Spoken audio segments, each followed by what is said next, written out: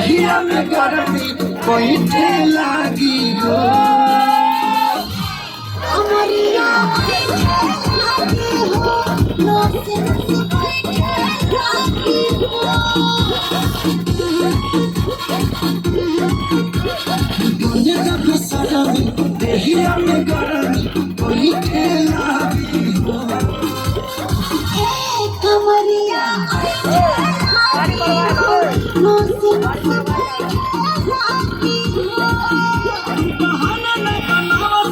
सब जान के जान